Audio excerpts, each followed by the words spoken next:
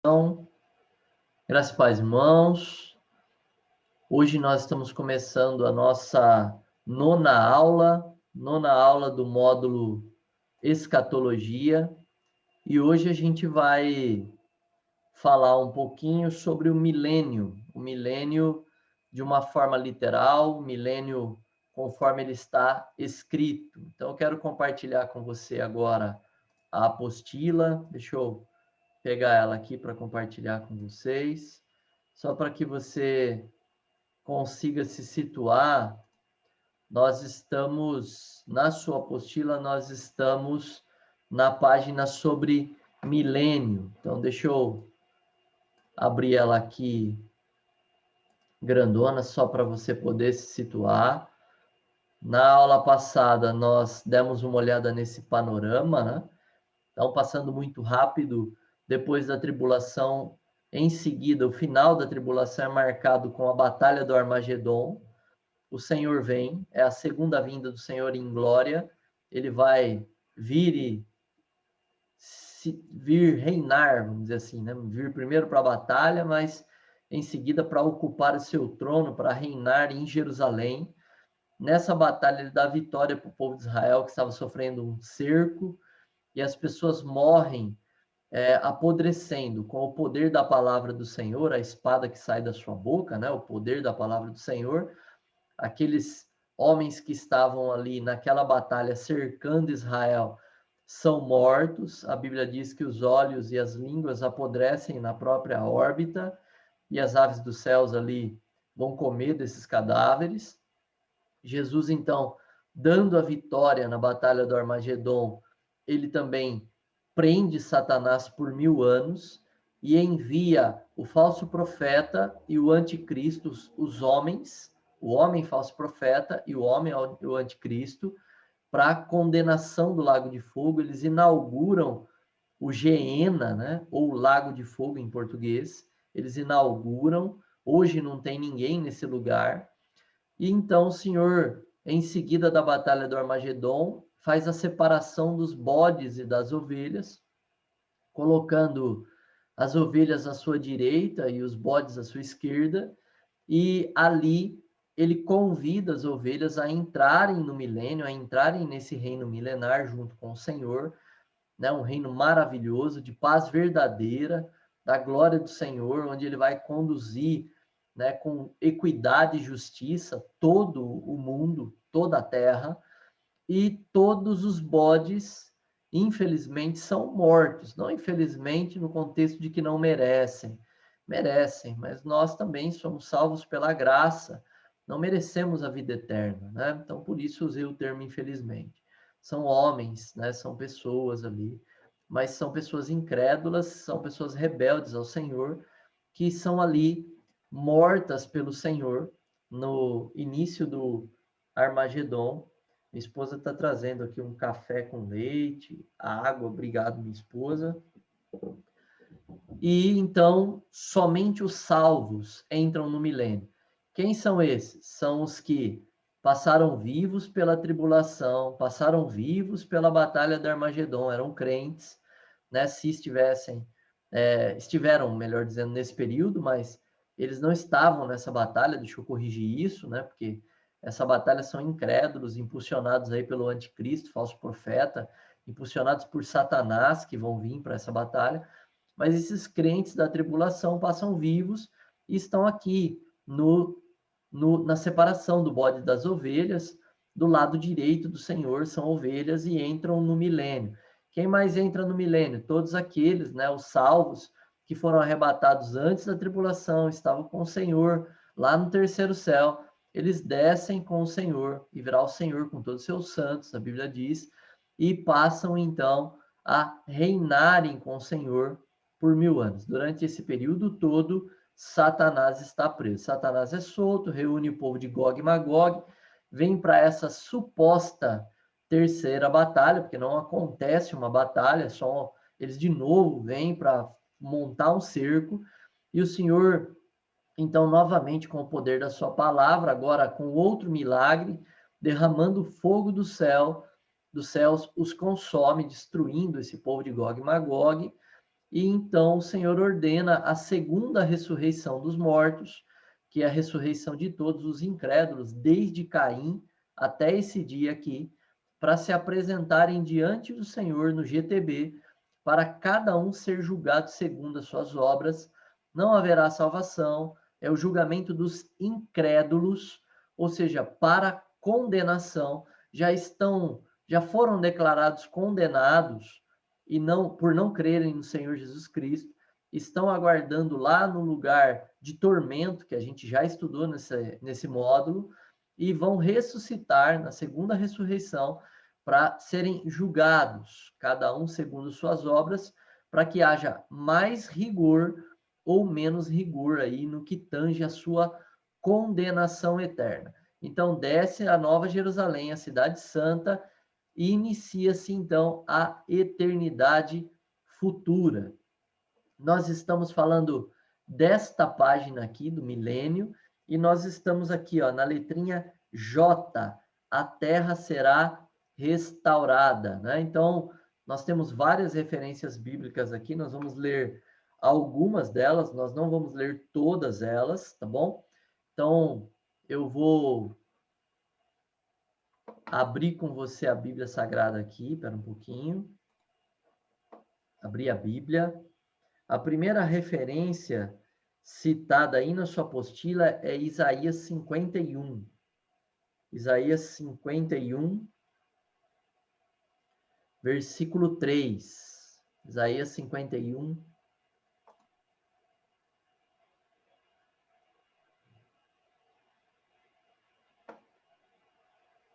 versículo 3.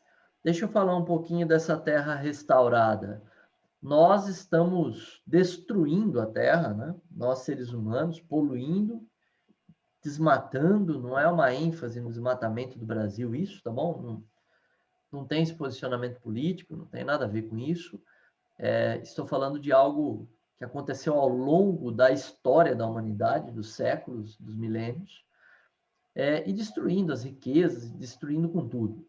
O Senhor precisa também, depois dos juízos que ele próprio lança no final da tribulação, destruindo ali a água potável da terra, né? Muitos terremotos, chuva ali de meteoros, vamos chamar assim, né?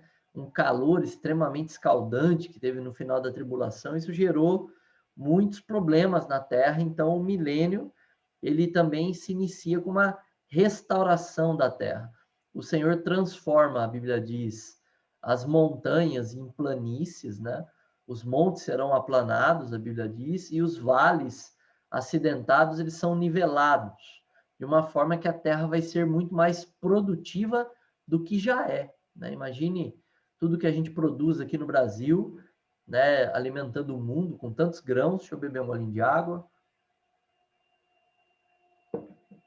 Quem dirá uma terra restaurada pelo Senhor, com mais terrenos próprios para o plantio, né, planos. Também a Bíblia diz que o Senhor vai converter os desertos, né, os vales inférteis, aí, os desertos, em vales férteis, de uma forma que os desertos poderão produzir. Nesse período também, as águas, né, de vários lugares do mundo aí serão purificadas, né, de uma forma que o Senhor restaura o juízo dele. E também a Bíblia diz que o Mar Morto, ele vai deixar de ser morto lá em Israel e vai ser um lago agora, né, porque é um grande lago de água salgada, vai ser agora um lago no milênio, né? Quando eu digo agora, é vivendo esse período, né? Simulando a vida desse período no futuro, vai acontecer, é literal, mas a gente não está no milênio. E esse lago salgado passa então a ser habitado por peixes, né? Hoje não tem nada lá, né? Um mar extremamente morto, né? Como diz o próprio nome. Então há uma restauração também da natureza e da natureza, né? Deixa eu explicar isso da natureza da natureza. Da natureza dos animais, né? Os animais que hoje são inimigos, e não é nenhuma questão só de caça e de predador, né? Que também é uma coisa complicada para quem é a presa, né? Para o animalzinho que é a presa. Mas uma questão de até inimizade entre os próprios animais, como, por exemplo, cães e gatos. E também a inimizade entre animais e os homens, né? Você, se o senhor não te ordenar, você não vai sair pegando cobra na mão, porque ela vai te picar, né? Você não vai entrar numa jaula aí no parque ecológico, aqui no zoológico de Americana, com um leão, achando que ele vai te tratar como Daniel, né? A não ser que o senhor, né, queira algo com isso e te ordene a fazer isso. O que não creio, mas o senhor pode fazer todas as coisas, ele é soberano, as decisões são dele. Mas o leão, muito provavelmente, vai se alimentar de você, vai te matar. E a Bíblia diz que nesse período, as crianças brincam com a áspide, né? Colocam a mão na toca ali do obelisco, também a Bíblia diz, né? De um animal ali que poderia feri-la. A Bíblia também diz que o leão vai pastar com a ovelha, ou seja, um animal que é carnívoro, o leão, vai ter uma mudança de natureza. Por isso que eu disse, a mudança da natureza, né? Vai ter uma mudança de natureza, uma mudança provavelmente ali na sua estrutura genética, para poder se alimentar, então, de plantas, né? Se tornar um herbívoro. Então, a Bíblia explica que a natureza vai mudar. E o apóstolo Paulo escreve sobre isso em Romanos, quando ele diz, já citei isso, mas vou reforçar, toda a natureza geme e chora, Paulo escreve, está juntamente com dores de parto, aguardando a redenção dos filhos de Deus. Então, Paulo deixa bem claro de que a própria natureza, ela geme, chora, está juntamente, ou seja, juntamente conosco, com dores de parto, sofrendo, aguardando o quê? Aguardando o resgate, nosso resgate, dos salvos, dos filhos de Deus. Então, é muito claro de que a natureza também espera a sua redenção, né? Eu digo que tem 3 redenções na Bíblia. A primeira redenção é o resgate do nosso espírito humano, que aconteceu no dia que nós nele cremos. A segunda redenção é a redenção do nosso corpo, que vai acontecer no dia do arrebatamento. Vamos receber um corpo glorificado, que não envelhece, não morre mais. E a terceira redenção é a redenção da terra. E a redenção da terra vai acontecer somente no milênio. Até lá, nós vamos aguardar. Então, com base nessa introdução sobre a redenção da terra, nós vamos ler agora alguns textos. O primeiro da sua apostila é Isaías 51, do 13, desculpa, Isaías 51, 3, na verdade, que vai dizer o seguinte, ó, diz assim, porque o Senhor consolará Sião. Sião aqui é um dos nomes usados na Bíblia para Jerusalém, tá bom? Jerusalém. Ele consolará todos os seus lugares abandonados. E ele fará o seu deserto semelhante ao Éden, e o deserto dela semelhante ao jardim do Senhor. Alegria e júbilo serão encontrados nela, ação de graças e a voz de melodia. Queridos, primeiro motivo que eu te dou para crer no milênio, eu estava compartilhando a Bíblia com vocês ou não? Não? Me perdoem, tá bom? Me perdoem. Esse tempo todo achei que você estava olhando para a Bíblia, você estava olhando a beber água e café, então. Então vamos lá. O primeiro motivo para você crer no milênio, vou te dar alguns, tá bom? Mas o primeiro, nunca se cumpriu as profecias sobre o reino de Jesus na íntegra, ainda não se cumpriram. Por exemplo, Jesus ainda não ocupou o trono de Davi. Tem gente que fala, mas ele ocupou espiritualmente, né? Mas não é isso. Quando você lê Isaías, você vai ver com clareza, se você um dia puder, recomendo, né? Vai lendo devagarzinho Isaías, né? Que é um livro longo, mas você vai ver que tem muitas citações de um reino físico, em que o Senhor reinaria pessoalmente. Também, queridos, vocês vão ver de que ainda não se cumpriram, por exemplo, algumas profecias do Velho Testamento, como, por exemplo, a possessão de todo o território que Deus prometeu a Abraão, né, aos descendentes de Abraão, ao povo de Israel. Nunca houve, ao longo da história toda, a possessão de todo o território de Israel. Hoje, por exemplo, Belém da Judéia é território árabe, não é território judeu. Hoje, por exemplo, a própria cidade de Jerusalém é território de Israel e não é território de Israel, né? É território de Israel de uma forma simbólica, mas é território de várias religiões ali, ao ponto que o próprio povo de Israel, aqueles que são ortodoxos, praticantes do judaísmo, não podem reconstruir o templo que eles tanto desejam, porque naquele lugar tem o Domus da Rocha, né, ou Cúpula Dourada, como eu já expliquei para os irmãos, que é um monumento islâmico. Então, não houve a possessão da terra ainda na sua plenitude. Então, Deus falharia na sua promessa se não ocorresse a possessão da terra. Ela precisa ocorrer na sua plenitude. Isso vai ocorrer no milênio, a promessa de Deus. Jesus não está reinando em Jerusalém. Eu expliquei isso, né? De que muitos irmãos nossos, amilenistas, dizem: olha, Jesus está reinando e ele disse para Herodes: o meu reino não é deste mundo. Mas quando você vai ler o texto, ele diz que o reino não era deste mundo, de verdade, ele fala isso. Mas em seguida ele fala assim no finzinho do texto: o meu reino agora, né? Ou melhor, agora, né? Ou seja, neste momento, não é deste mundo, é um reino espiritual, em que ele ocuparia o seu trono, né? Pouco tempo depois dessa frase para Herodes, ele ocuparia o seu trono no celestial, né? Então, é bem claro aí que ele, o Senhor, né? Ele estava falando de que após o seu reino espiritual começaria o seu reino um tempo depois, né? Ele não diz o tempo exato.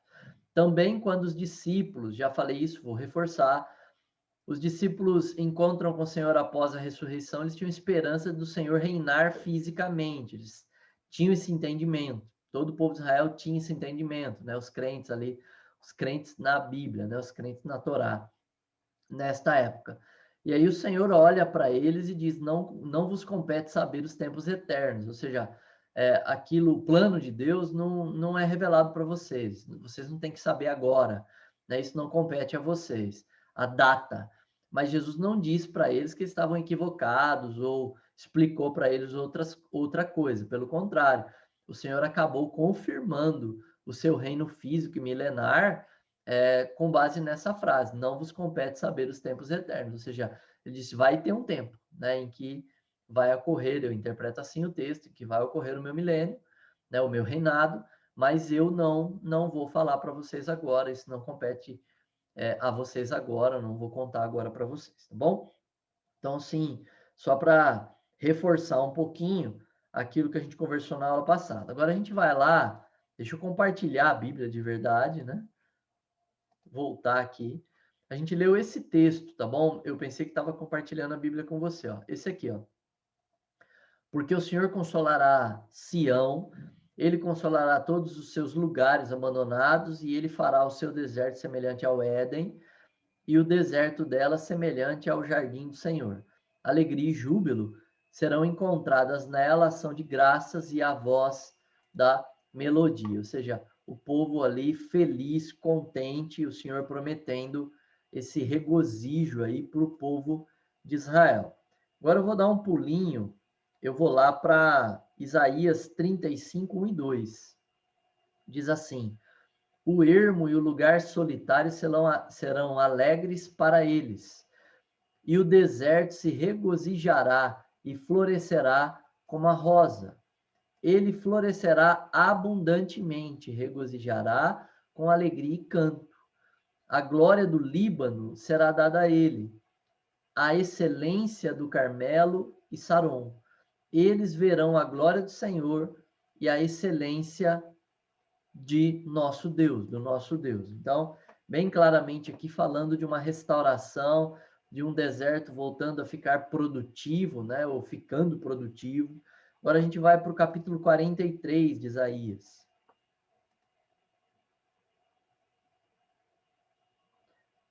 Isaías 43, do versículo 20, Isaías 43, 20, diz assim: o animal do campo me honrará, os chacais e as corujas, porque eu dei águas no ermo e rios no deserto para dar de beber ao meu povo, meu escolhido. De novo, uma promessa do Senhor, dizendo que o ermo, né, o lugar ali improdutivo, né, receberá ali águas e os desertos terão rios, né? Então, claramente o Senhor aí mudando a condição da topografia de Israel, né, dos desertos ali de Israel. Acredito eu também que do mundo, tá bom? Não só de Israel, mas do mundo. Isaías 55, 13. Isaías 55, 13. No lugar do espinheiro brotará o pinheiro, e no lugar da sarça brotará a murta, e isto será para o Senhor como um memorial, e por um eterno sinal que nunca deixará de existir. Deixa eu explicar esse nunca deixará de existir, né? Que a gente já está indo para o fim aqui do módulo. Então vamos lá. Queridos, nós temos duas visões, pelo menos, tá bom? Duas visões de fim dos tempos, de eternidade futura. Uma visão nós vamos todos morar nos céus, na nova Jerusalém celestial. Essa é uma visão, ok? Então, ponto final. Essa é a mais conhecida, na minha opinião. Não pesquisei sobre isso, só estou dando a minha opinião. Uma outra visão é a segunda aí. Nós vamos todos morar nos céus e na terra simultaneamente. Ou seja, a Nova Jerusalém é um lugar de habitação de Deus e nós poderemos ir para lá, mas também poderemos continuar morando aqui na terra. Por quê? Porque a visão de que todos nós vamos morar nos céus, eles interpretam o texto de Pedro, né? O texto de Pedro diz: "E os elementos se desfarão como que pelo fogo", né? E essa citação de Pedro, alguns atribuem ela à restauração para início do milênio, que é o que eu creio, ou seja, é uma operação de Deus, do poder de Deus, destruindo o que é inútil na terra, na sua restauração da terra, na redenção da terra, antes do início do milênio, para a gente entrar no milênio em uma terra gloriosa, maravilhosa. Lembrando que nessa última leitura que nós fizemos, ficou claro que a maldição de Deus sobre a terra, né? Lembra que quando Deus amaldiçoa ali a condição da terra por causa do pecado de Adão, dizendo a terra produzirá espinhos e abrolhos, agora na redenção da terra, no resgate da terra, isso muda. O Senhor diz: no lugar dos espinheiros terão pinheiros, né? Explicando aí uma inversão, né, daquela maldição que Deus fez lá em Gênesis, né, após o pecado de Adão. Então, o texto de Pedro, e os elementos se desfarão como pelo fogo, alguns acreditam que é a restauração da terra. E outros amilenistas, por exemplo, vão acreditar que é a destruição da terra em fogo. Eu até ouvi uma piadinha logo no começo da pandemia, né? Que o pessoal disse assim, ó, a primeira vez que Deus lançou um juízo e destruiu toda a terra foi em água, com o dilúvio. Isso aí tá certo, tá bom? Agora, aí disseram assim, agora a segunda destruição da terra vai ser com fogo. E nós todos estamos lambrecados no álcool, né? Isso vai ser fácil para o senhor, né? Ele brincou, né? No começo ali, né, da pandemia por causa do álcool gel. Mas assim, essa é uma visão, todos vão morar no céu. Eu não creio nela. Eu não creio que o Senhor iria restaurar a terra, deixar ela gloriosa, extraordinária e depois tacar fogo, né? Eu não creio nisso, não, tá bom?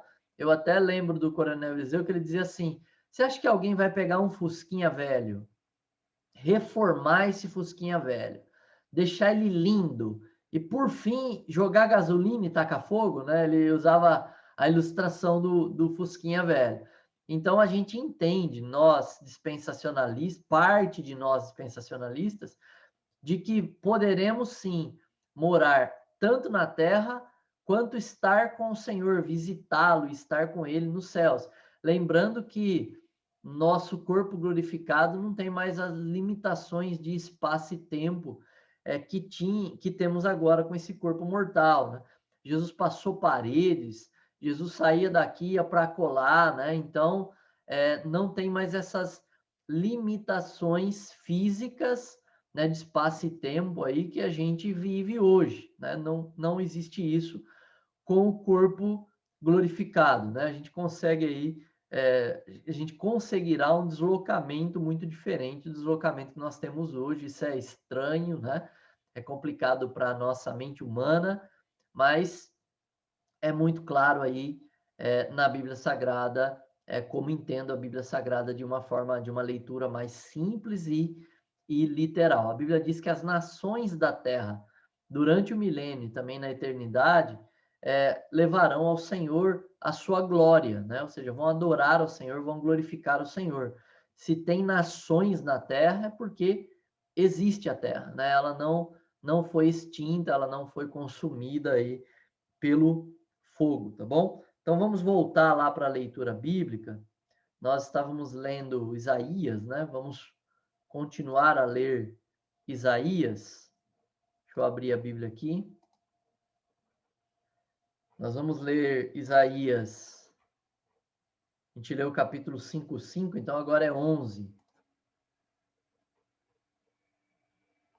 Capítulo 11 de Isaías, versículos 6 ao 8. Versículo 6 diz assim: o lobo também morará com o cordeiro. Tem gente que tudo é figurado, né, na interpretação desses alguns. E aí ele diz aqui, ó, o lobo é o incrédulo e o cordeiro são salvos. O lobo é o pastor, o lobo é o falso pastor, é o falso mestre, e o cordeiro são salvos. Tá bom. Se fosse se fosse isso que Isaías quisesse dizer aqui, não seria só esse versículo figurado, já começa por aí, né? O capítulo todo teria essa vertente figurada aí, ou um trecho grande, né? Mas em seguida ele diz assim: e o leopardo se deitará com o cabrito. Na Bíblia ainda tem a referência de cabritos, né? Que a gente pode pegar e tentar, né? Usar como uma referência quando o Senhor disse para Pedro, né? Que ele teria que apacentar as ovelhas, né? Que ele teria que apacentar, depende da versão, a tradução traz ali cabritos também, né? Mas leopardo não tem figura bíblica nenhuma, né? Aplicando leopardo para falsos mestres ou coisa assim. Vai ter a figura bíblica, né? Do leopardo sendo aplicado para o reinado de Alexandre, né? Alexandre o Grande aí, né? O reinado, o Império Grego, né? Mas não como essa figura crente e descrente. Então esse texto é literal. O texto está falando que o lobo, o animalzinho lobo, vai morar com o cordeiro, ou seja, o lobo não vai mais atacar e comer o cordeiro, assim como o leopardo também não vai mais atacar e comer o cabrito, aqui o cabrito montanhês. Ele está falando do leopardo das neves aqui, muito provavelmente. E o novilho e o leão jovem e as res, né? E a res nessa versão vão morar juntos aí.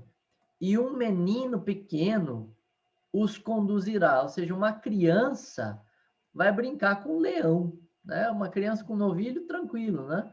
Mas uma criança brincar com o leão é um pouco estranho aqui, né? É porque está narrando o período do milênio, isso não aconteceu, né? E a vaca e o urso se alimentar-se-ão, ou seja, ambos serão herbívoros aqui, e o urso e a vaca não vão mais, agora o urso não é mais o caçador e a vaca a presa, né? Seus filhotes se deitarão juntos, e o leão comerá palha como boi. O que isso está dizendo, né? Aquilo que eu já falei. Uma mudança na natureza dos animais, a restauração dos animais. Essa guerra terrível, interminável entre os animais cessa no milênio e agora a paz reina em todos os corações, inclusive né, nos próprios animais, na própria natureza. E aí diz aqui no 8, e a criança que ainda mama brincará na cova da áspide, da serpente. E a criança desmamada colocará sua mão na toca da cacotrice, né? Que coisa, que nome estranho que a King James usa, né? O Almeida usa aqui obelisco, né? Na toca do obelisco, né? Mas, independente dessas traduções aí dos nomes dos animais, aqui bem claro, ó, a criança que ainda mama, muito novinha, um bebê, né? Coloca a mão na cova da serpente, da áspide, né? E sem risco, é isso que o texto quer dizer aqui, né? Os animais, a natureza dos animais foi modificada e foi transformada, foi redimida pelo Senhor. A criação não mais geme e chora no milênio. Isaías 65, versículo 25, diz assim: o lobo e o cordeiro se alimentarão juntos, e o leão comerá palha como novilho, e, e pó será a comida da serpente. Eles não ferirão, nem farão destruição em todo o meu santo monte, diz o Senhor. Então, de novo aqui, a citação de uma mudança da condição dos animais. Né? Esse texto tem um problema que o pessoal vai gostar de contestar, que é isso aqui, ó. O pó será a comida da serpente. Alguns entendem, né, que são fundamentalistas, vão dizer, oh, não, a serpente vai comer pó mesmo e acabou. Outros entendem que esse trecho é figurado, né, que todo o resto é literal e esse trecho é figurado, dizendo que a serpente que come o pó aqui simboliza o juízo de Deus que foi estabelecido lá no Jardim do Éden, né, lá em Gênesis, e que esse juízo vai perpetuar no milênio, permanecer no milênio, para que sirva de exemplo, né, para cada um de nós, porque foi um juízo estabelecido por Deus de forma eterna, para sempre. Por isso não vai mudar a condição da serpente de rastejar, né, e com isso comer o pó. É uma linguagem figurada para um inimigo derrotado, né? Estes vão entender que a serpente aqui é um animal, sim, mas simboliza Satanás, simboliza o pecado, como a Bíblia é muito clara que a serpente lá no Jardim do Éden simbolizava Satanás, o Apocalipse diz a antiga serpente, assim como a serpente simboliza pecado, como no período do deserto, né, do Êxodo, o povo de Israel pendurou ali no deserto uma serpente de bronze como símbolo do pecado sendo ali destruído no madeiro, né? Pendurou no madeiro ali uma serpente de bronze. Então o pecado foi destruído, come pó, foi derrotado, né? Comer pó era uma forma de derrotar o inimigo, fazer ele passar debaixo de um pau, de uma vara, rastejando na terra. Esse ato se chamava fazer com que os inimigos comam pó, derrotá-los, humilhá-los publicamente. Então tem muita interpretação para esse trechinho. Será que a cobra vai comer pó literalmente? Será que isso simboliza a derrota? Será que isso de fato é a perpetuação do juízo de Deus? São perguntas que a gente vai fazer e que, como eu disse, né, em escatologia tem trechinhos que nós não temos muitas respostas. Então, também não vou conseguir te responder. São só perguntas a serem feitas e não respostas a serem dadas, né? Na sua apostila tem também na letrinha L diz assim, continuando, né? A vida humana será cheia de paz e alegria, né? A vida humana será cheia de paz e alegria. Então, quero compartilhar com vocês. Primeiro, quero compartilhar um texto de Pedro, que ficou para trás do tópico de cima. Deixa eu só ler esse texto de Pedro e depois a gente lê Isaías 2:4. Deixa eu ler esse texto de Pedro. O texto é 2 de Pedro, capítulo 3, versículo 10.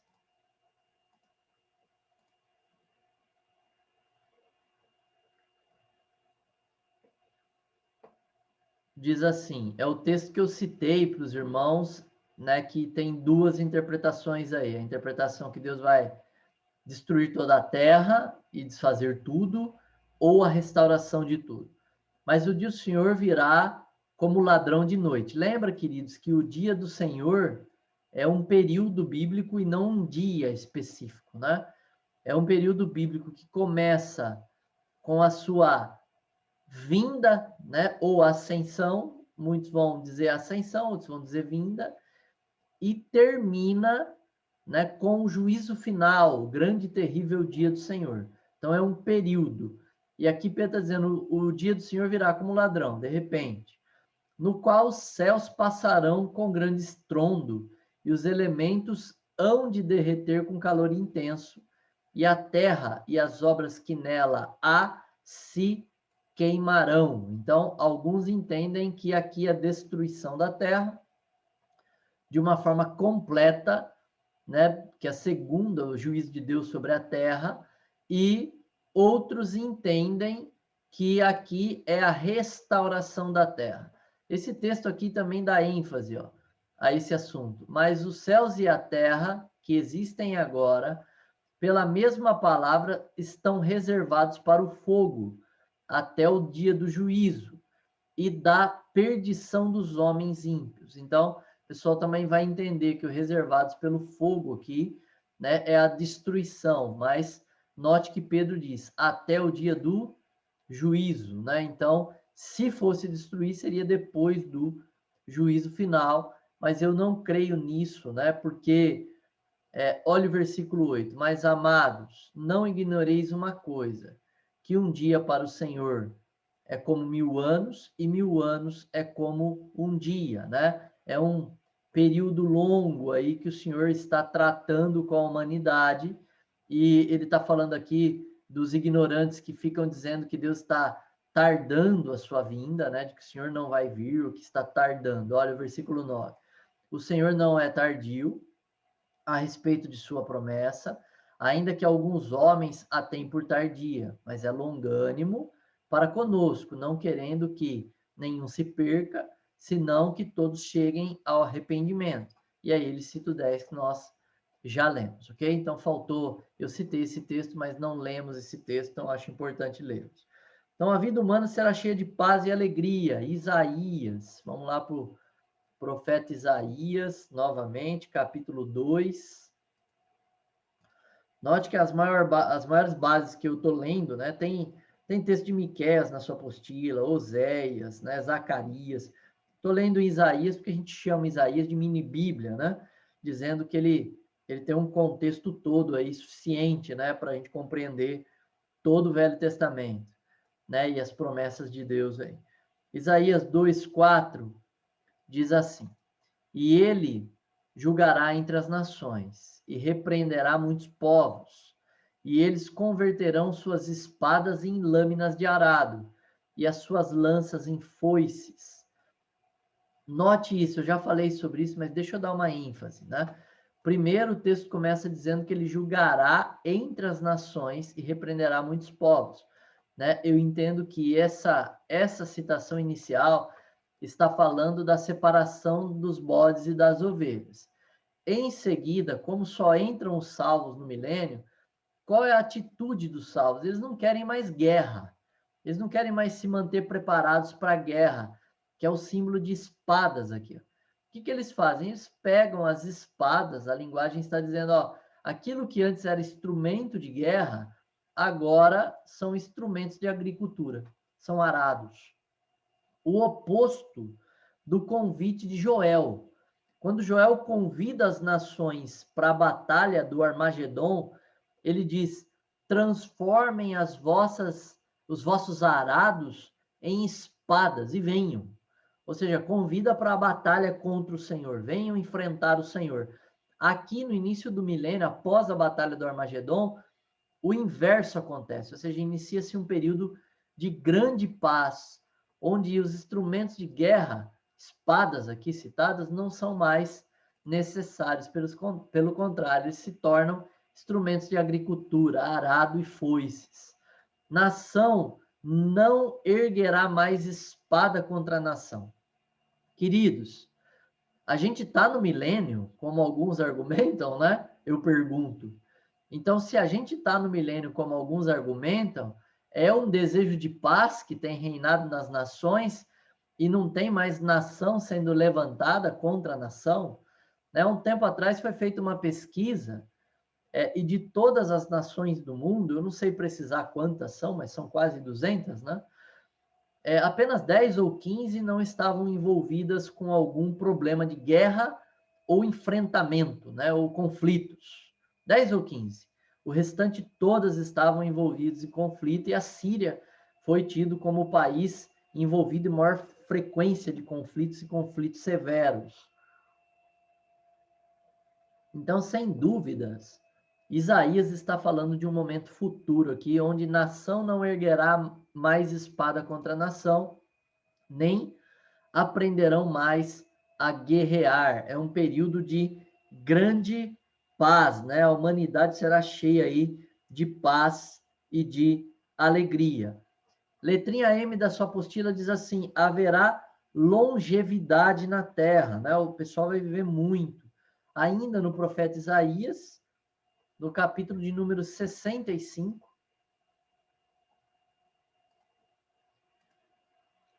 versículo 19 e 20, diz assim: e eu regozijarei em Jerusalém e me alegrarei em meu povo, e a voz de choro não será mais nela ouvida, nem a voz de clamor. Não haverá mais naquele lugar um bebê de dias, ou seja, criança recém-nascido, bebê que vai morrer cedo, de jeito nenhum. Bebê, né, que vai morrer bebê.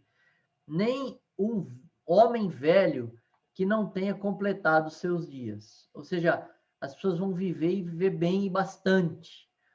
Porque a criança morrerá com 100 anos de idade. Olha aí, né? Que criancinha novinha, né? As crianças morrerão com 100 anos de idade. Todavia, o pecador, tendo 100 anos de idade, estará sob maldição. Eu gosto do Almeida, que deixa um pouco mais claro essa frase aqui, dizendo que após 100 anos de idade é que Deus vai colocar o juízo de Deus, lançar sua maldição sobre o pecador. Por quê? Lembra-se que no milênio vão nascer pessoas, e milhares delas, milhões delas talvez. E vão ter pessoas carnais, normais, né? Pessoas que não têm corpos glorificados, estão ainda debaixo da escravidão do pecado, descrentes até. Mas mesmo um descrente nesse período, somente depois de 100 anos de idade é que ele vai começar a sofrer as consequências dos seus pecados. É isso que o texto quer dizer, né? Somente o pecador tendo 100 anos de idade, aí sim ele vai estar debaixo, né? Significa a palavra sob, debaixo de maldição. Versículo, vou ler só o 22, agora diz assim: eles não construirão e outro habitará. Ou seja, não haverá injustiça social como hoje temos, déficit de moradia como hoje temos. Eles não plantarão e outro comerá, como aconteceu muitas vezes ao longo da história de Israel, que foi aí oprimido por outros povos que comeram as plantações, né, do povo de Israel, como, por exemplo, os midianitas faziam isso, né, no período de Gideão, né? Então, isso não vai acontecer. Também aqui, acredito eu, está falando de justiça social, né? Não vai ter mais o patrão, né, que não estou... entendam, o reinado de Cristo não é capitalismo, o reinado de Cristo não é socialismo, não é comunismo, porque todos esses são sistemas humanos falíveis. O reinado de Cristo é teocracia, é Deus governando. Então, tudo que eu falar aqui, você vai falar assim no final de sala: ah, esse irmão pregou o socialismo. De jeito nenhum. O único rei, né, como Senhor e cabeça de todas as nações, no milênio, é o Senhor Jesus Cristo. Então, se você quer comparar alguma coisa, você vai comparar a monarquia, mas ainda não há uma monarquia, né? Porque é o reinado do Senhor, como ele sempre quis.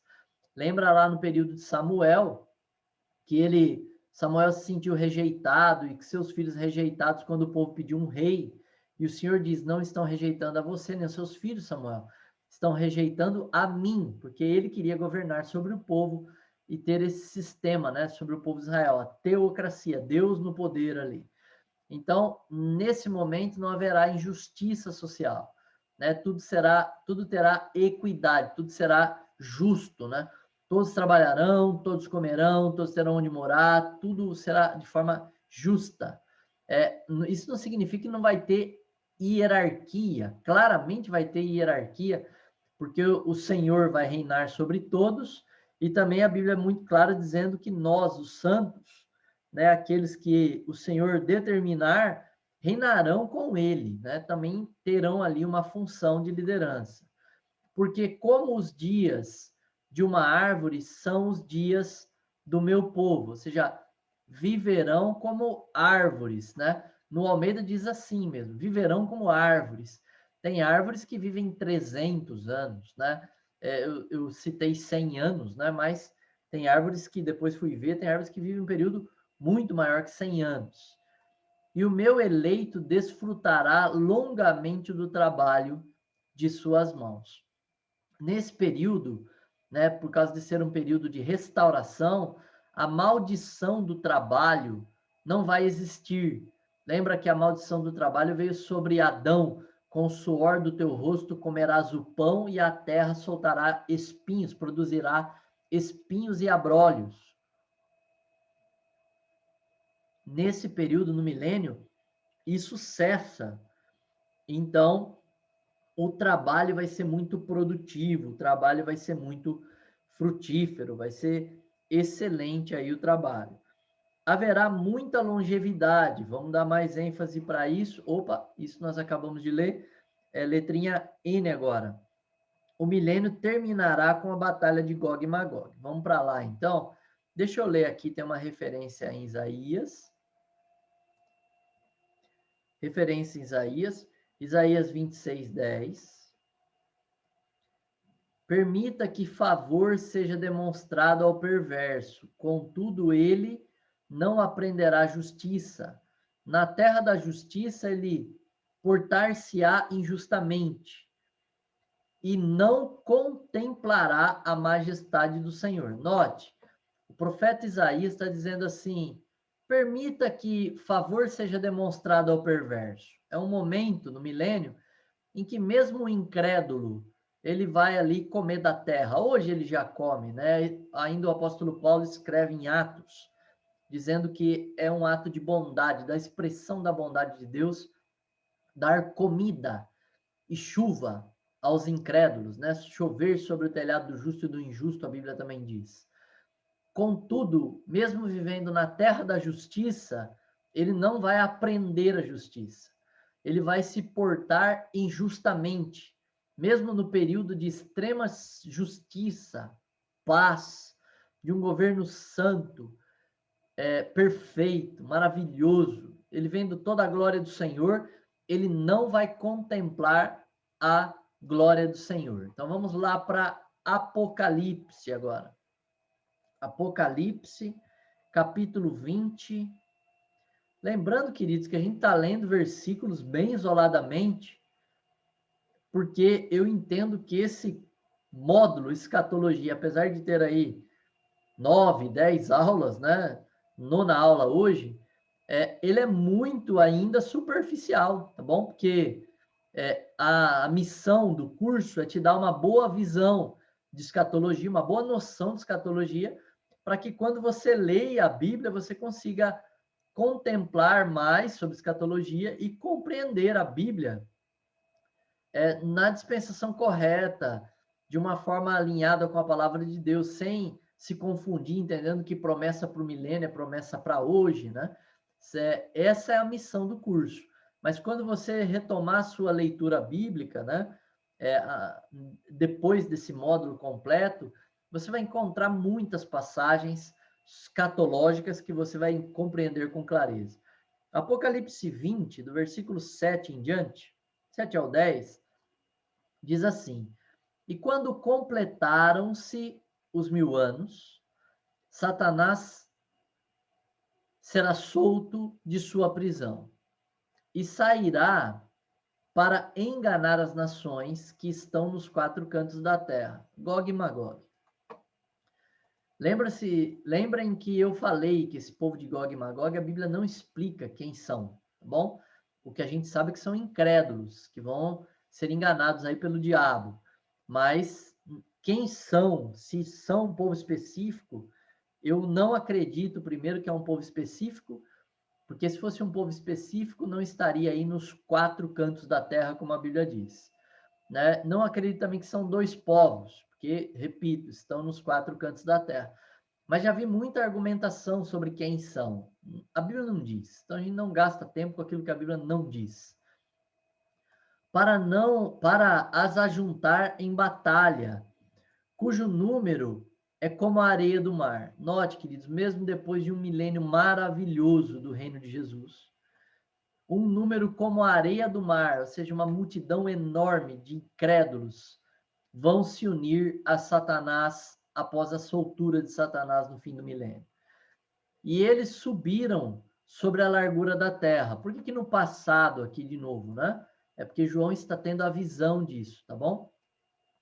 E cercaram o arraial dos santos e a cidade amada. E de Deus desceu fogo e saiu do céu e os devorou. Então, claramente aqui o juiz é diferente. Então, quem entende que é uma única batalha, eu repito, não é. Porque o juízo de Deus para destruir os incrédulos que se ajuntaram em guerra na batalha do Armagedon é apodrecer os corpos. E o juízo aqui na batalha de Gog e Magog é fogo dos céus, né? Consumiu eles ali queimados. São punições diferentes, o que deixa bem claro que são 2 batalhas. E o diabo que os enganava foi lançado no lago de fogo e enxofre. Ou seja, quando Jesus disse o inferno, Geena, esse lago de fogo, lugar definitivo de condenação eterna, foi feito para Satanás e seus anjos, só após o milênio é que Satanás é lançado nesse lugar feito para a condenação dele. Não é um lugar que ele vai reinar, é um lugar em que o Senhor vai condená-lo. É um lugar de juízo do Senhor sobre ele, ok? Onde estão a besta e o falso profeta? Porque eles foram para lá, foram lançados lá, logo no final da batalha do Armagedon. Termina a batalha, eles são lançados lá, o anticristo, a besta aí, e o falso profeta. E serão atormentados de dia e de noite, para sempre e sempre. Tem alguns que são aniquilari. Opa, deixa eu parar de compartilhar aqui. Tem alguns que acreditam que o homem vai ser aniquilado. Por exemplo, os adventistas, né? Eles acreditam na aniquilação da alma, ou seja, o homem não vai sofrer eternamente, o inferno não é eterno. Uma vez condenado ao inferno, ele vai para lá e é destruído e acabou. Não é isso que esse texto diz. Esse texto diz claramente que a besta e o falso profeta eram homens, lembra-se disso, que foram possuídos ali por Satanás, né? A besta ali por Satanás, o falso profeta ali, o anticristo, a besta por Satanás, o falso profeta por demônios ou pelo próprio diabo. E eles são condenados ao inferno e ali eles ficam de dia e de noite por tempos e tempos e tempos, ou seja, por toda a eternidade, não há fim. É uma condenação eterna, de sofrimento eterno. Então é algo muito sério e algo terrível, né? Algo ali que a gente também tem que deixar claro para as pessoas. Eu gostaria, irmãos, de abrir aí, né, uns 5 minutinhos para você fazer perguntas, caso você queira, sobre o milênio, porque em seguida a gente vai entrar no juízo final. Então, se você tem alguma pergunta aí, Aproveite agora, faça essa pergunta, senão eu já entro no tópico juízo final. Enquanto isso, vou tomar meu café com leite aqui, ó.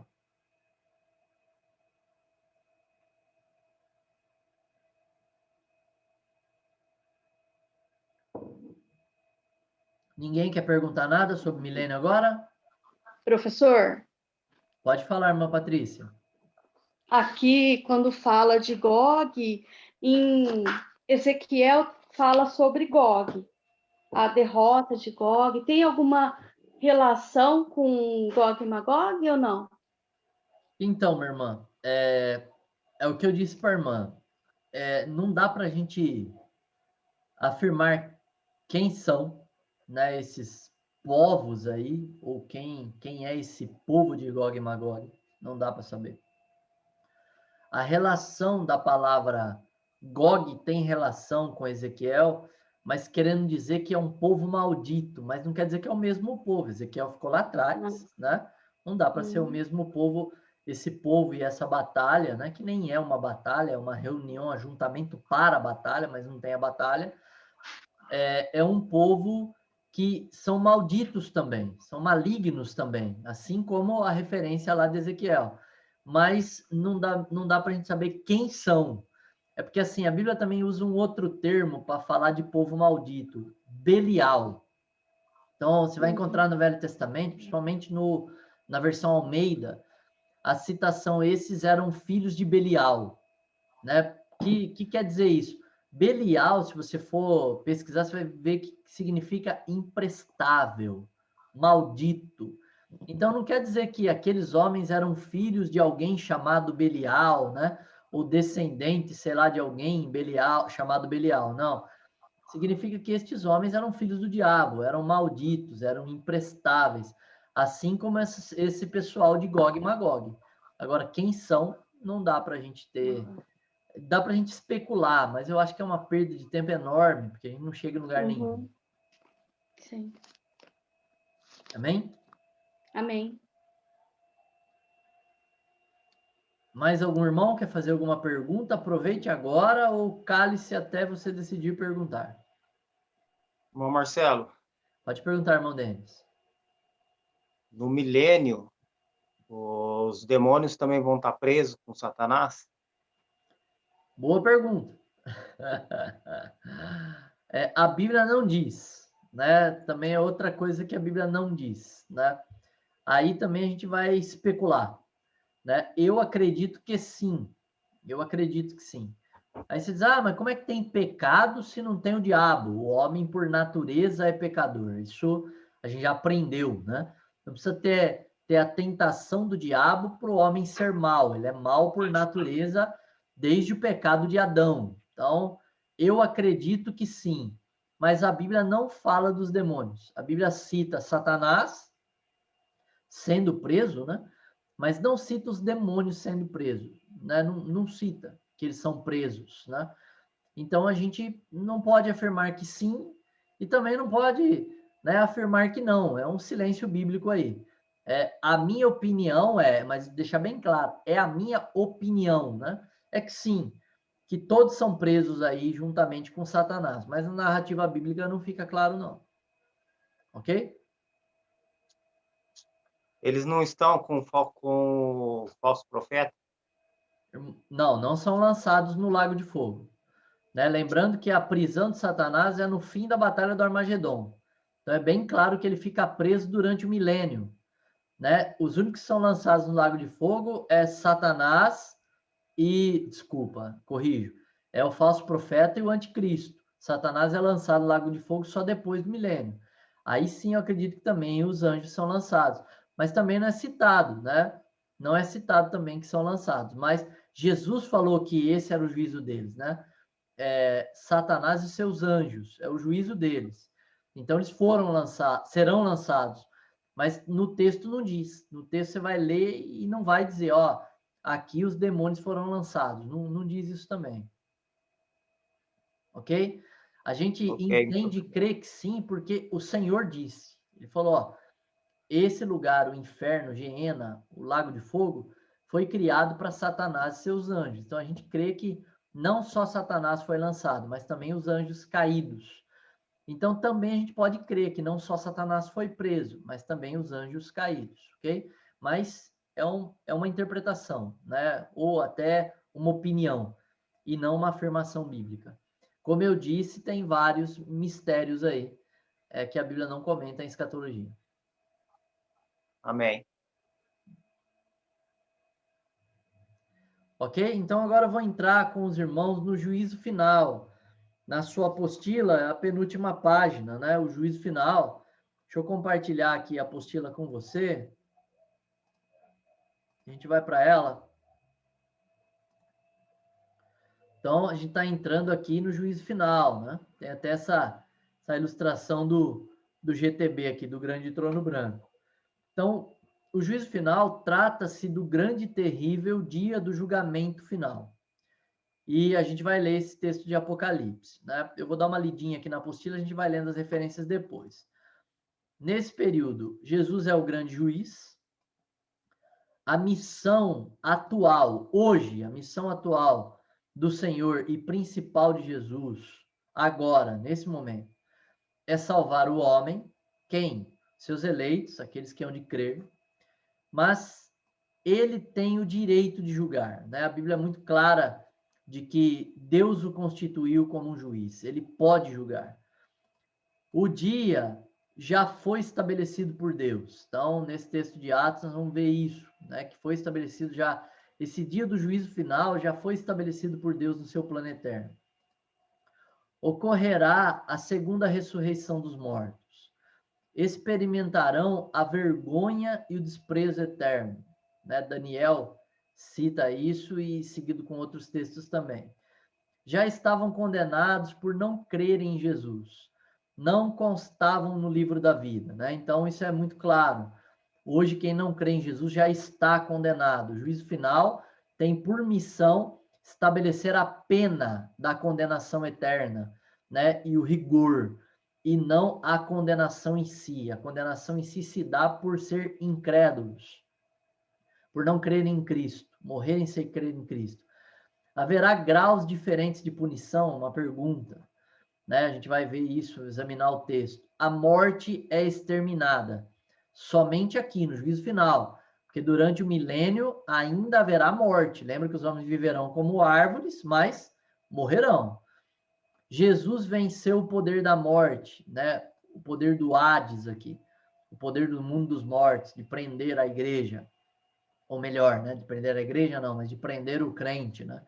Na ressurreição, já sabe disso. Nós vencemos a morte pela fé. É o último inimigo a ser vencido. Letrinha D, lago de fogo, né? Geena aqui, e enxofre, né? Apocalipse aqui a gente vai ler também. E aqui eu cito essas três palavrinhas que são importantes a gente entender e a gente vai partir para a leitura das referências. Keber significa, aí Keber é hebraico, tá? Keber significa túmulo ou sepultura. Por que essas palavras são importantes? Porque um pessoal diz que o lago de fogo, né, e não tem vida após a morte, a não ser umas seitas, né? Que não há vida após a morte, a não ser para os salvos, né? E eles comparam o lago de fogo com sepultura e túmulo, mas a palavra é diferente, ó. É Keber. Hades ou Sheol, né? Hades no grego e Sheol no hebraico, é diferente de sepultura. É o local onde a alma do incrédulo após a morte física, né? Desculpa, o local onde vai a alma do incrédulo após a morte física. Hoje lá, aquele lugar de tormento, né? A parte baixa que a gente chamou do Hades aí, ou Sheol. Geena é diferente de tudo isso. Geena não é o local de tormento, onde eles estão aguardando a ressurreição, segunda ressurreição para o juízo final. Não é uma sepultura também, não estão lá dormindo na sepultura, como uma seita diz. Pelo contrário, é o lugar de condenação eterna, né? Inferno, destino final dos incrédulos. A gente vai ver aí a citação sobre essa condenação eterna. Então, agora a gente vai começar a ler parte dessas referências bíblicas, tá bom? Então, vou compartilhar com você aqui a Bíblia Sagrada. E a gente vai ler, primeiro ponto, Apocalipse, capítulo 20. Apocalipse 20. Nós já estamos aqui abertos, do 11 ao 15. Diz assim: E vi um grande trono branco, e aquele que estava sentado sobre ele, de cuja face a terra e o céu fugiram, e não se achou lugar para eles.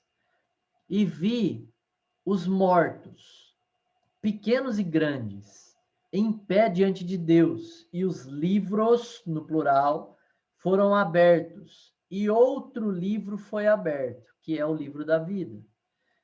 E os mortos foram julgados pelas coisas que estavam escritas nos livros, no plural, escritas nos livros, não no livro no singular, que é o livro da vida aqui, ó.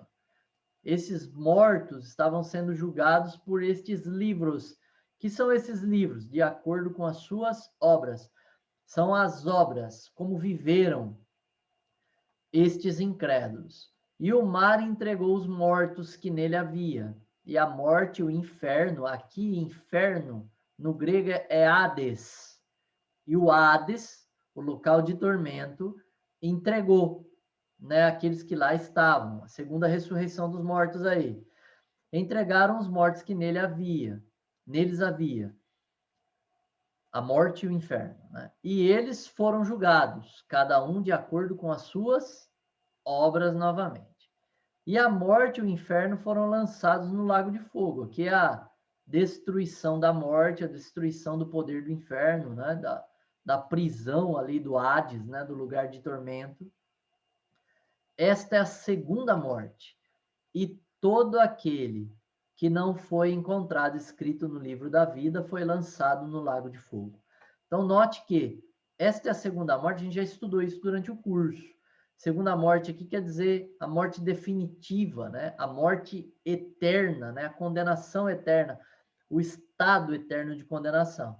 E todo aquele que não foi achado escrito no livro da vida foi lançado no lago de fogo, né? No lago aí que arde com fogo e enxofre.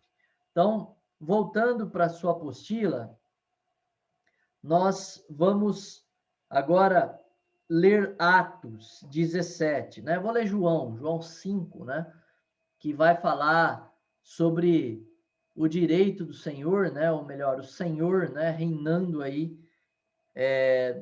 reinando não, sentado no trono para julgar nesse período aí. João 5, 22 ao 30. João 5, 22 ao 30 diz assim: Porque o Pai a nenhum homem julga, mas confiou ao Filho todo julgamento. Então, quem tem a missão de julgar? O Filho, o Senhor Jesus Cristo. Tem gente que diz assim, Jesus não julga, né? Tem que ler a Bíblia. Porque todos os homens, para que todos os homens honrem o Filho, assim como honram o Pai. Quem não honra o Filho, não honra o Pai que o enviou. Na verdade eu vos digo, quem ouve a minha palavra, nós vamos ler até João 5, 22 ao 30. Quem ouve a minha palavra e crê naquele que me enviou tem a vida eterna e não entrará em condenação. Ou seja, quem crê em Jesus Cristo tem no presente a vida eterna, né? Não terá no futuro, e não entrará em condenação. Por isso que o apóstolo Paulo escreve em Romanos 8:1. Nenhuma condenação há para os que estão em Cristo Jesus. Mas já passou da morte para a vida, já recebeu a vida eterna. Na verdade eu vos digo, vem a hora, e agora é, em que os mortos ouvirão a voz do Filho de Deus. E os que ouvirem, viverão. Que mortos são esses? Os que estão mortos espiritualmente. Jesus está falando, aqueles que agora, nesse momento, já chegou essa hora, ouvirem a minha voz, vão viver, vão crer em mim, vão ser salvos, vão receber vida eterna. Porque assim como o Pai tem vida em si mesmo, assim deu ao Filho ter vida em si mesmo. Então, o que significa isso, né? Vamos entendendo o texto aqui. Ter vida em si mesmo significa que o Pai vive por si mesmo, ele não depende de nada para viver, ele tem uma vida própria, uma própria vida divina, uma essência de vida divina. Assim também deu ao Filho, Jesus o homem, né? Aqui, o homem Jesus, o Filho de Deus aqui, ter vida em si mesmo. Ele compartilhou, o Pai compartilhou da vida eterna, da vida Zoe, né? No grego chama-se Zoe essa vida, com Jesus Cristo. E deu-lhe autoridade para também executar julgamento, porque ele é o Filho do homem. Lembrando que essa vida que Jesus tem em si mesmo também nos é dada em Jesus, por Jesus, quando nós nele cremos, né? Por isso que a Bíblia diz que ele nos vivificou, estando nós ainda mortos em nossos delitos e pecados. Nós recebemos essa vida divina que mora em nós, essa vida eterna, que nos vivifica para a eternidade. E deu-lhe autoridade para também executar julgamento, porque ele é o Filho do homem. Então, o homem julga o homem, só que é o homem Jesus aqui que recebeu vida do Pai. Não vos maravilheis disto, porque vem a hora em que todos os que estão nos sepulcros ouvirão a minha voz. Note que lá em cima ele fala, vem a hora e já chegou. Ou seja, já chegou o momento de crer, os mortos espirituais. Mas aqui ele já está falando de que vai vir uma hora, porque vem a hora, em que todos que estão nos sepulcros ouvirão a sua voz. E sairão os que fizeram o bem para a ressurreição da vida. Que ressurreição da vida é essa? A primeira ressurreição dos mortos. Quando isso? No dia do arrebatamento. Quem participa? Os crentes, os salvos. E os que fizeram o mal, os descrentes que não creram em Cristo, para a ressurreição da condenação. Quando isso? No juízo final. No dia do juízo final. Desde Caim até todos os mortos do milênio, por exemplo, os incrédulos, os que morreram também consumidos pelo fogo na batalha de Gog e Magog, estes ressuscitarão para se apresentar diante do Senhor. No juízo final. Versículo 30. Eu não posso fazer nada por mim mesmo. Como eu ouço, eu julgo. E o meu juízo é justo, porque não busco a minha própria vontade, mas a vontade do Pai que me enviou. Até o 30, né? Nós lemos João 5, do 22 ao 30. Agora a gente vai ler Atos, estou errando as referências hoje, hein? Atos 17. Atos 17, nós vamos ler 30 e 31. Diz assim, mas Deus fechou os olhos para os tempos de tal ignorância, e agora ordena a todos os homens, e em todo lugar, que se arrependam. Essa é a ordem de Deus, né? Deus não... o pessoal passa o pano nesse texto aqui, dizendo que Deus hoje despreza a ignorância dos incrédulos. Não. Deus, a Bíblia diz que fechou os olhos para aqueles tempos de tal ignorância. Tempo passado. Mas Paulo diz, mas agora, neste presente momento, ou seja, agora de Paulo é quase 2000 anos atrás, Deus ordena a todos os homens, em todo lugar, que se arrependam, não tem exceção. Porque ele tem, deixa eu explicar, isso não fica confusão, né? Parece que então Deus não queria que os homens se arrependessem. Sempre Deus concedeu arrependimento aos eleitos ao longo da história. Arrependimento aí não é só arrependimento para salvação, é arrependimento de entender que Deus existe, de que Ele é o dono de todas as coisas, de que Ele é o Senhor de todas as coisas, de que nele nós vivemos, nos movemos, existimos. Paulo vai trabalhar isso no contexto. E ele está dizendo que Deus espera que os homens assim o reconheçam e se arrependam dos seus pecados, entendendo isso com relação à sua divindade, de quem é, a sua autoridade. E que no tempo do passado, em que o homem viveu na ignorância, sem compreender de que existia um Deus único e cultivavam e cultuavam em vários deuses, Deus fechou os seus olhos para esse momento.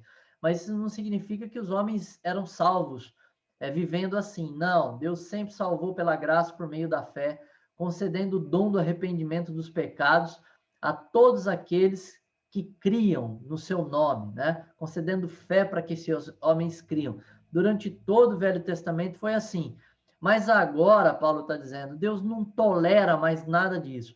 E ordena claramente, não só de uma forma clara, trazendo a mensagem para os judeus, mas agora para todos os homens, em todo lugar, e em todos os, vou acrescentar aí nas palavras de Paulo, né?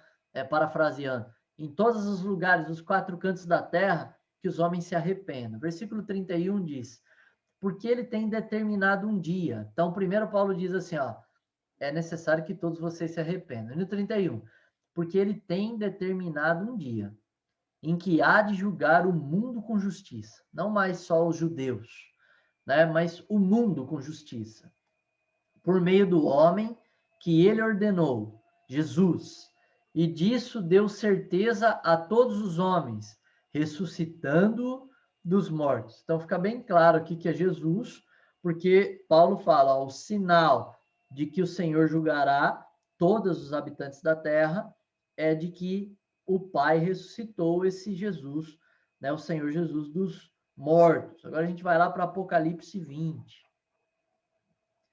Apocalipse 20. Apocalipse 20, na sua apostila, é a citação da letrinha B, que diz assim, ocorrerá a segunda ressurreição dos mortos. Apocalipse 20, 12. E vi os mortos, os pequenos e grandes. Apocalipse 22. Em pé diante de Deus. E os livros foram abertos. E outro livro foi aberto, que é o livro da vida. E os mortos foram julgados pelas coisas que estavam escritas nos livros, de acordo com as suas obras.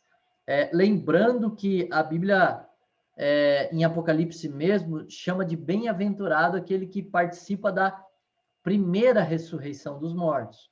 Porque a segunda ressurreição dos mortos é a ressurreição para condenação. Por isso não é mais feliz ou bem-aventurado aquele que participa da segunda ressurreição dos mortos. Daniel capítulo 12. O que vai acontecer com esse pessoal aí que participa da segunda ressurreição? Daniel 12.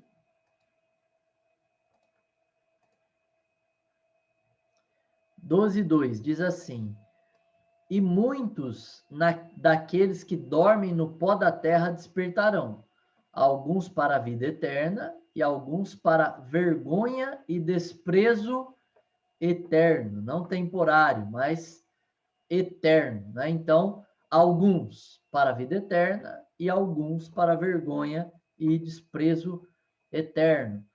Apocalipse, 1 de Coríntios, vamos ler agora, 1 de Coríntios 6. Quem são estes? Quem são estes que serão condenados à eternidade, né? Quem são esses aí que já estão condenados por serem incrédulos, mas receberão juízo e punição aí? Aqui tem uma lista deles, né? Apocalipse 21, 8, outra lista. Vamos ler essa lista aqui primeiro. 1 de Coríntios 6, 9 diz assim, não sabeis que os injustos não herdarão o reino de Deus? Paulo pergunta. Vocês não sabem disso? Os injustos não herdarão o reino de Deus? Não vos enganeis. Queridos, hoje em dia está sendo pregado um engano, em que alguns que estão nessa lista herdarão o reino dos céus, né? Porque a Bíblia precisa ser atualizada, né? Segundo um pastor disse aí. Mas olha o que Paulo está trazendo de alerta. Ele diz, não vos enganeis. Não vos enganeis. Os injustos não herdarão o reino dos céus. E ele vai dar uma lista. Nem fornicadores, que são fornicadores, aqueles que não se dão em casamento, aqueles que vivem uma vida sexual fora do ambiente em que o Senhor deseja, fora da união do homem com a mulher, né? A Bíblia é muito clara com relação a isso, né?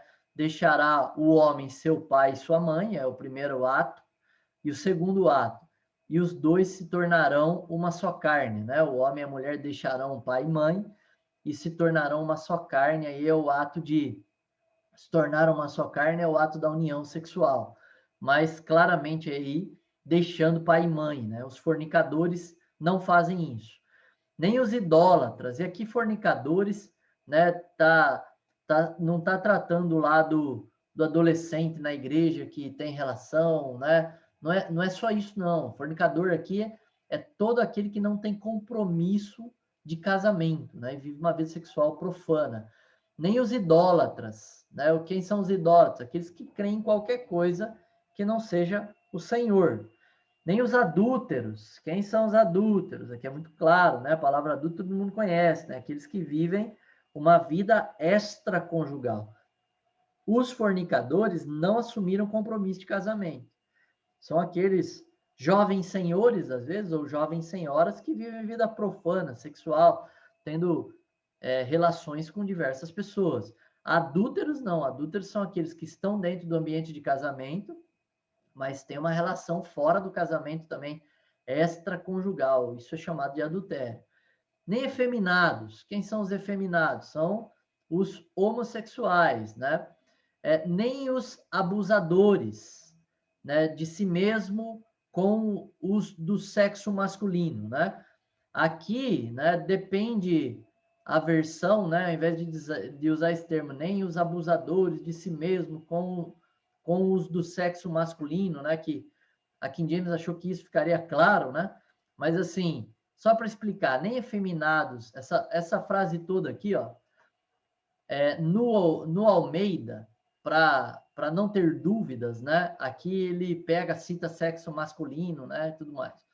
Mas no Almeida diz assim: nem os sodomitas e nem os efeminados. Ou seja, nem aquele que faz papel de menina e nem aquele que faz papel de menino numa relação homossexual herdarão o reino dos céus. Assim também, nem aquela menina que faz papel de menino e vice-versa não herdarão o reino dos céus. Aqui, né, nessa versão diz nem efeminados, nem aqueles que são abusadores de si mesmo com os do sexo masculino. Mas nem efeminados, nem sodomitas, diz no Almeida. E na versão NVI diz os homossexuais ativos e passivos não herdarão o reino dos céus. Nem os ladrões, né? Quem são os ladrões? Qualquer espécie de ladrão, de colarinho branco àquele que rouba a galinha. Nem os cobiçosos, que é aquele que é ganancioso, né? Que deseja o dinheiro do outro, né? Que quer sempre mais, que vive para o dinheiro, que Jesus chama a atenção, né, em uma de suas parábolas, dizendo que os cuidados com as coisas desse mundo podem enfraquecer a fé e as pessoas não darem ouvidos à palavra de Deus. E com isso, a palavra de Deus não germina, ou seja, não faz nascer de novo. Nem os bêbados, que aqui, né, são os alcoólatras, né, aqueles que são viciados na bebida, que são escravos da bebida, né? Nem os difamadores, que é o fofoqueiro, né? Aquele que vive falando mal dos outros, que vive difamando as pessoas o tempo todo, né? Nem os extorquidores, que é aquele que abusa do outro, que usa de estratégias para usar da vida do outro, herdarão o reino de Deus, né? Lembrando, irmãos, que alguns dizem, olha, querido, a única coisa que Deus proíbe aqui com relação ao homossexualismo são os homens, porque tá vendo, ó, efeminado diz respeito aos homens, sexo masculino, né? Mulher com mulher não tem problema nenhum. Então, para estes, a gente mostra, então, Novo Testamento também, né? Para o pessoal não falar, isso é coisa do Velho Testamento, né? Romanos 1. Romanos 1, vou ter que achar o texto aqui, mas eu já acho com certa agilidade aqui. Aqui, ó. Portanto, Deus também os entregou à imundícia, Deus chama de imundície, por meio das luxúrias de seus próprios corações, para desonrarem seus próprios corpos entre si. Então, Deus chama de imundícia a prática do homossexualismo, a gente já vai ver mais para baixo, e Deus também diz que eles desonram os próprios corpos, os quais mudaram a verdade de Deus em mentira, e adoraram e serviram mais a criatura do Criador do que o Criador, que é abençoado para sempre. Amém. Por essa causa, Deus os entregou às afeições vis, porque até as mulheres mudaram o uso natural. Opa, aqui não cita homens, não, cita mulheres. O uso natural para aquele que é contrário à natureza. Então, o pessoal diz assim, nasce homossexual, né? Nasce assim, é assim, ele não quis ser assim. Eu concordo que assim como o pecado gera pessoas que têm tendências para ser violento, para roubar, também gera pessoas com tendências a serem homossexuais. Mas são tendências pecaminosas, não é natural, é contrário à natureza, a Bíblia está dizendo aqui. E semelhantemente também os homens, deixando o uso natural da mulher, se inflamaram em luxúria uns para com os outros, homens com homens, praticando o que é indecente. A Bíblia não chama de nada natural, não, ou bom. É indecente, recebendo em si mesmo a recompensa adequada do seu erro. Depende da versão, diz cometendo torpeza, né? Ou seja, é um erro e recebendo em si mesmo a consequência disso. E como eles não se importaram em reter Deus em seu conhecimento, Deus os entregou a uma mente reprovada para fazerem estas coisas que não convêm. Estão cheios de toda injustiça, fornicação, maldade, cobiça, malícia, cheios de inveja, assassinato, contenda, engano, malignidade, murmuradores, caluniadores, aborrecedores de Deus, perversos, orgulhosos, fanfarrões, inventores de coisas más, desobedientes aos pais, sem entendimento, infiéis nos pactos, nos contratos, sem afeição natural, implacáveis e sem piedade, os quais, conhecendo o julgamento de Deus, ou seja, no dia do juízo final, né, vão entender tudo isso, que os que cometem tais coisas são dignos de morte, não somente as fazem, mas têm prazer naqueles que as fazem. Ou seja, não somente as fazem, mas também gostam do que fazem e se alegram por aqueles que fazem essas coisas aqui, né, listadas nesse texto aqui de Romanos 1. Então, bem claro, nem homossexuais masculinos, nem homossexuais femininos herdarão o reino dos céus aí, para a gente matar essa questão que foi levantada esse tempo atrás, né, uma necessidade de atualizar a Bíblia para que, com 2 ou 3 textos, são 4, na verdade, no Novo Testamento, né, e a lei da hermenêutica diz que 3 são suficientes, ainda que um tratasse disso, a gente teria que ter outros textos que não tratasse disso e explicasse aquele texto, mas nós temos 3 ou 4, a lei da hermenêutica pede 3, é mais que suficiente.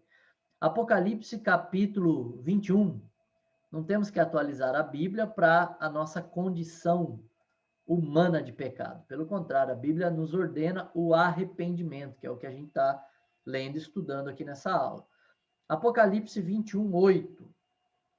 Né? Apocalipse 21, 8 diz o seguinte: mas os medrosos, e incrédulos e abomináveis, e assassinos, e devassos, e feiticeiros, e idólatras, e todos os mentirosos terão sua parte no lago que arde com fogo e enxofre, que é a segunda morte. Então, aqui bem claro também uma listinha aí, né, de pecados semelhantes ao que nós lemos lá em 1 Coríntios 6, de que não herdarão o reino dos céus e serão lançados, sim, no lago de fogo, né? Todos aqueles que não constavam no livro da vida, nós já lemos esse texto, ou seja, que viviam na prática do pecado, não creram em Cristo até o dia que morreram, vão ressuscitar para esse dia do juízo terrível, aí, juízo final, né? Vão ser praticantes desses pecados e serão julgados cada um segundo as suas obras. Aí a pergunta é, mas vai haver condenação diferente, né? Vai haver juízo diferente, né? Sofrimentos diferentes, níveis de sofrimentos diferentes. Então, eu quero ler um texto para você que dá a entender que sim. Mateus 11, 21 ao 24, Jesus diz assim: ai de ti, Corazim, ai de ti, Betsaida, porque em Tiro e em Sidom, se em Tiro e em Sidom fossem feitas as poderosas obras que em vós se fizeram, há muito eles teriam se arrependido com pano de saco e cinza. Pano de saco e cinza eram símbolos de arrependimento na lei de Moisés. Mas eu vos digo que haverá mais tolerância no dia do juízo para Tiro e Sidom do que para vós. Ou seja, se haverá mais tolerância para Tiro e Sidom, isso quer dizer que vai haver mais rigor para Corazim e Betsaida, onde o Senhor pregou muito e fez muitos milagres. E tu, Cafarnaum, exaltada até o céu, serás derrubada para o inferno. Porque se em Sodoma tivessem sido feitas obras poderosas que em ti se fizeram, Jesus fez milagres extraordinários em Cafarnaum, teria permanecido até hoje, não teria sido destruída ali com fogo. Lembrando que a destruição de Sodoma e Gomorra foi porque eles viviam na prática do pecado, havia muita corrupção, né? Corrupção social, né? Havia uma desigualdade social terrível e corrupção sexual, havia muita prática de homossexualismo nessa cidade, né? De Sodoma e Gomorra também, mas aqui só cita Sodoma. E disse assim, e Jesus dizendo bem claro, ó, se em Sodoma eu tivesse feito os milagres que eu fiz aí, em Cafarnaum, ela teria permanecido até hoje. 24. Mas eu vos digo que haverá mais tolerância no dia do juízo para Sodoma do que para ti. Então, claramente nesse texto aí que nós lemos, fica para mim claro, né? Claramente claro, ficou bem redundante, de que haverá distinção de rigor no dia do juízo. Deus vai tratar de uma forma mais rigorosa aquele camarada que era um estuprador, foi um estuprador, né, e viveu uma vida devassa, profana, do que aquele pai de família também incrédulo, também condenado ao inferno, também vai ser lançado no Geena, né, mas que não estuprou ninguém, não matou ninguém, não assassinou. Então, o Senhor vai tratar aí com distinção de punição, distinção de juízo, ok? Só para a gente poder entender. Então, haverá graus de sofrimento? Sim. Como que termina o juízo final? Nós já até lemos o texto de Apocalipse. Termina com o nosso último inimigo sendo vencido, que é a morte. A morte, ela é lançada no lago de fogo. Então, a morte, ela é exterminada, né? A morte aí termina o fim. A morte, o Hades, né? A gente leu, é lançado no lago de fogo. Nós lemos o texto de Apocalipse. Agora a gente vai ler o texto de 1 de Coríntios. E aí a gente conclui aí o juízo final. 1 de Coríntios. Então, vamos lá para a Bíblia.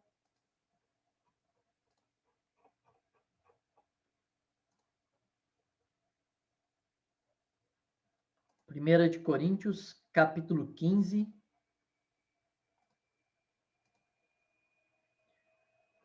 versículo de número 26. O último inimigo que será destruído é a morte. Quando que a morte, né, a morte física, o poder da morte é completamente destruído, ou seja, ou melhor, o poder da morte que gera a morte física é completamente destruído. No fim do juízo final, terminando o juízo final, é então lançada a morte ali, né, no lago de fogo. E aí sim começa-se então o estado eterno, a eternidade com o Senhor.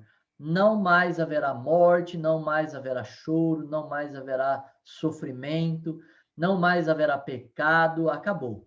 Né? Os incrédulos estão no inferno, sendo condenados e sofrendo a pena, a devida pena é dada a eles pelo justo juízo do Senhor Jesus. Nós, os salvos, estaremos com o Senhor por toda a eternidade. Quais salvos? De Adão até o último ser humano da terra que nele creu. Todos. Os salvos no Velho Testamento, os salvos do Novo Testamento, os salvos do milênio, os salvos da tribulação, todos estes estarão com o Senhor por toda a eternidade. A gente vai ver um pouquinho sobre isso na próxima e última aula, que vai ser uma aula, penso eu, um pouco mais curta, né? E a gente já vai ter concluído aí, né, a nossa apostila. Porém, a gente vai ter bastante tempo também, se você quiser, para fazer perguntas e tudo mais, também na próxima aula. Então, hoje eu concluo aqui a nossa nona aula. Nona aula, deixa eu marcar aqui na apostila, né? Porque teve uma vez aí que eu errei o número da aula, né? Enquanto eu falava, os irmãos faziam, não, não, não, não, não, não, não, não, não, não é, não é, não é, não é. Então, essa é a nossa, foi a nossa nona aula online.